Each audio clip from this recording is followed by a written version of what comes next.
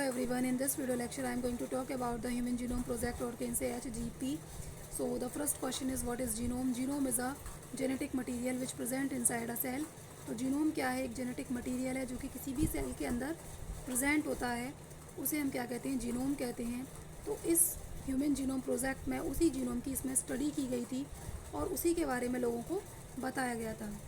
यानी कि अब जो जेनेटिक मटेरियल है वो सभी ऑर्गेनिज्म में क्या होता है? डीएनए होता है। तो यानी कि डीएनए की इसमें स्टडी की गई थी, उसमें जो बेस पेयर होते हैं उनके बारे में उसमें देखा गया था और इसी को क्या कहा गया था? ह्यूमन जीनोम प्रोजेक्ट इसको कहा गया था।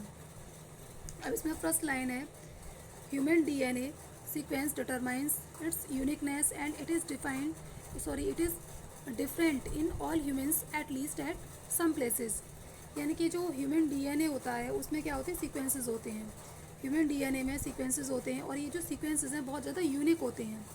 सभी ऑर्गेनिजम्स के अंदर ये जो सीक्वेंसेस हैं बहुत यूनिक होते हैं। तो यानी कि इन्हीं सीक्वेंसेस की वजह से डीएनए क्या करता है? अपनी यूनिकनेस को डिटरमाइन करता है। इन्हीं सीक्वेंसेस की वजह से डीएनए क्या करता है? अपनी यूनिकनेस को डिटरमाइन करता है। अब सभी ह्यूमन्स के अंदर क्या होगा कि वहाँ पर कुछ प्लेसेस पर ये जो डीएनए है वो डिफरेंट होता है। सभी ह्यूमन बीइंग में कुछ प्लेसेस पर ये जो डीएनए है वो डिफरेंट होता है। यानी कि पूरी तरह से डिफरेंट नहीं होगा, केवल कुछ ही प्लेसेस पर ये सीक्वेंसेस जो हैं डीएनए के जो सीक्वेंसेस है वहाँ पर कुछ ही प्लेसेस पर डिफरेंट आएगा। और थोड़ा डिफरेंट आने की वजह से, इतना थोड़ा सा माइनर सा डिफरेंट आने की वजह से अगर हम दो ऑर्गेनिजम्स को या दो ह्यूमन बीइंग को एक दूसरे के साथ कंपेयर करें तो बहुत हद तक एक दूसरे से अलग होते हैं। यानी कि थोड़ा सा डिफरेंस है डीएनए में, लेकिन फिर भी कितना ज़्यादा डिफरेंस देखने को मिलता है। चाहे उनकी हम स्किन को ले लें, चाहे उनके हेयर को लें, चाहे उनकी आइज़ की बात करें, तो दो ऑर्गेनिजम्स या दो ह्यूमन बीइंग एक दूसरे से बिल्कुल अलग होते हैं। ठीक है, और ये किसकी वजह से हो रहा है? लेकिन बस थोड़ा सा डिफरेंस आने की वजह से इतने सारे डिफरेंस देखने को मिल रहे हैं। अगर डिफरेंस बहुत ज़्यादा होता है डीएनए के सीक्वेंसेस में तो पता नहीं कितना सारा जो डिफरेंसेस हैं वो दो ह्यूमन बीइंग के अंदर देखने को मिलते हैं। तो ये फर्स्ट लाइन आपको क्लियर हो गई होगी। अब हम बात करेंगे सेकेंड लाइन की। A very ambitious project of sequence human genome launched in 1990। तो ये जो प्रोजेक्ट था बहुत ही ज़्यादा एम्बिशियस प्रोजेक्ट था और इसमें क्या किया गया था कि ह्यूमन के जीनोम को इसमें सीक्वेंस किया गया था। और ये कब मतलब लॉन्च किया गया? 1990 में ये किया गया था। ठीक, नेक्स्ट लाइन है इसमें कि ये जो प्रोजेक्ट था इसको मेगा प्रोजेक्ट कहा गया।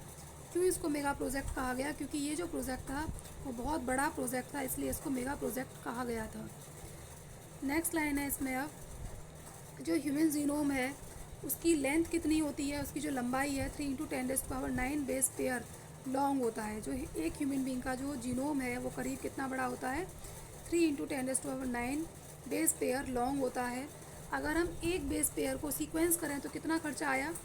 $3 का खर्चा आ रहा था। एक बेस पेयर को सीक्वेंस करने में $3 का खर्चा आ रहा था। और अगर हम सब जितने भी ये सीक्वेंसेस हैं उन सभी को अगर हम टोटल का अगर सीक्वेंस करें तो कितना खर्चा आया?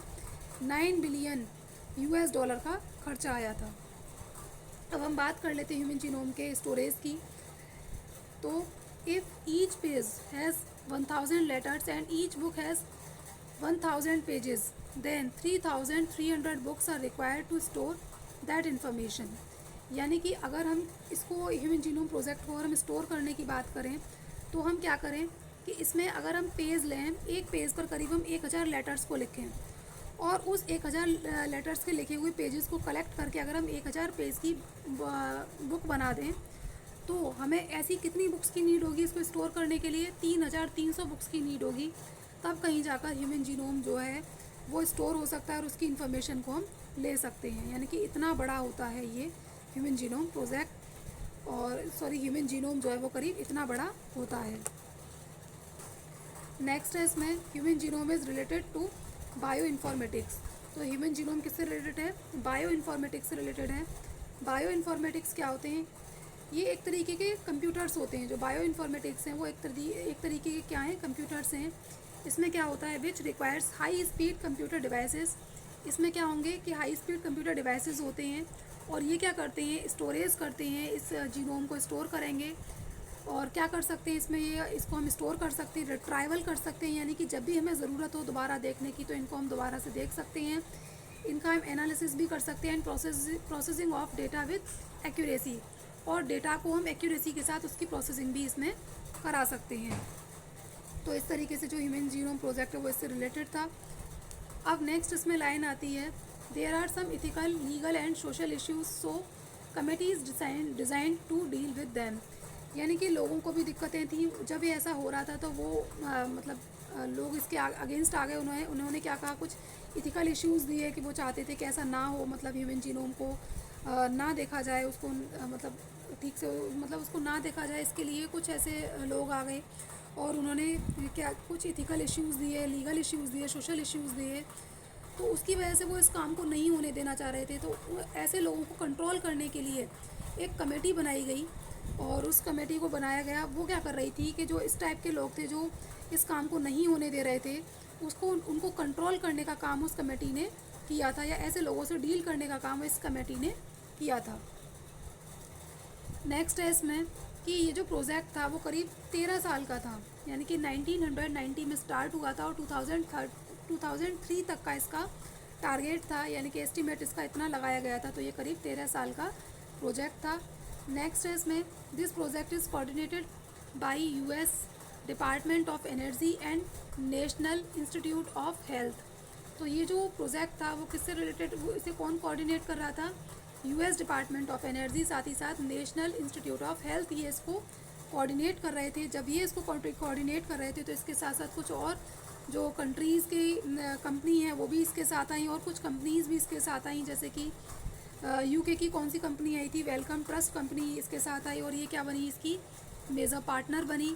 इसके साथ साथ जापान है, फ्रांस है, जर्मनी है, वो भी इसके साथ आए और उन्होंने भी अपना इस प्रोजेक्ट में पैसा लगाया था, और उन्होंने भी इसकी इस तरीके से इस प्रोजेक्ट की हेल्प की थी। नेक्स्ट है इसमें, analysis of DNA variation may help to diagnose, treat, cure and prevent some diseases. तो जो डीएनए के जो वेरिएशंस है उनको एनालिसिस करने से क्या होता है कि उनको हम वो किस में हेल्प कर रहे हैं, उनसे हम डायग्नोज कर सकते हैं। मतलब उनको वो जो वेरिएशंस है उनको अगर हम एनालिसिस करेंगे तो उनकी हम डायग्नोज कर सकते हैं, ट्रीट कर सकते हैं, क्योर कर सकते हैं, और जो डिज़ीज़ है उसे वो किसी आगे आने वाले ऑर्गेनिज्म के अंदर ना हो, उससे हम उसको बचा सकते हैं। जैसे कि अभी रिसेंटली मैंने आपको चैप्टर पढ़ाया था, चैप्टर 5, और उसमें हमने क्रोमोसोमल डिसऑर्डर की बात की थी। और क्रोमोसोमल डिसऑर्डर में क्या हो रहा था कि जैसे कि हीमोफिलिया है, सिकल सेल एनीमिया है, फिनाइलकीटोन्यूरिया है, कलर ब्लाइंडनेस है, वो किसकी वजह से हो रही थी, डीएनए के जो सीक्वेंसेस हैं उनमें कुछ चेंजेस आ रहे थे, और उनकी वजह से ये बीमारियां हो रही थी। तो ह्यूमन जीनोम प्रोजेक्ट की नीड इसलिए भी थी, अगर हम ये जो डीएनए है, इन डीएनए के उन जहाँ पर भी वो प्रॉब्लम हो रही है, जहाँ पर भी जिस सीक्वेंस के अंदर ये प्रॉब्लम हो रही है, उस सीक्वेंस को हम डीएनए के उस सीक्वेंस को ले सकते हैं, उसको एनालिसिस करा सकते हैं साथ, और एनालिसिस करा के उसको हम क्या कर सकते हैं, वो किस में हेल्प करेगा, उसकी हम डायग्नोज कर सकते हैं उस पर्टिकुलर डिजीज़ की, और ट्रीट कर सकते हैं, क्योर कर सकते हैं, और वो बीमारी आगे किसी ऑर्गेनिज्म के अंदर ना हो, तो उससे हम उसको बचा सकते हैं। नेक्स्ट इसमें, many non human sequence are also sequence. तो इसके साथ साथ कुछ और जो नॉन ह्यूमन्स थे उनके सीक्वेंस को भी इसमें सीक्वेंस किया गया था, उनका जो मतलब जीनोम था उनको भी सीक्वेंस किया गया था। और इसके अकॉर्डिंग, यानी कि जो नॉन ह्यूमन्स थे, क्योंकि उनका जो जीनोम था ना वो बहुत छोटा था, उसकी हाइट ज़्यादा नहीं थी, वो कम था, छोटा था, तो उसको भी यहाँ पर क्या किया गया था, सीक्वेंस इसमें किया गया था। ठीक है। अब नेक्स्ट है कि इस ह्यूमन जीनोम प्रोजेक्ट के क्या क्या गोल थे। तो इसके गोल क्या थे, तो पहला इसमें बताया जा रहा है कि identify 20,000 to 25,000 genes in human DNA, यानी कि ह्यूमन डीएनए में कितने जीन्स होते हैं, 20 से 25,000 जीन्स होते हैं, और उनको आइडेंटिफाई करना ये इस ह्यूमन जीनोम प्रोजेक्ट का गोल था। ठीक। नेक्स्ट है इसमें sequence of 3 billion human base pair, और साथ ही साथ क्या था कि 3 बिलियन ह्यूमन बेस पेयर को भी इसमें ये भी इसका जो ह्यूमन जीनोम प्रोजेक्ट है इसका गोल था। देखो बात एक ही है, चाहे हम इसको कहते हैं चाहे हम इसको कहते हैं, दोनों की बात एक ही है, क्योंकि जो जीन्स होते हैं, एक जीन को बनाने में 3 या 4 मतलब कई मतलब बेस पेयर उसमें ज़रूरी होते हैं, और वो 3-4 बेस पेयर मिलकर एक जीन को बनाते हैं। ठीक है।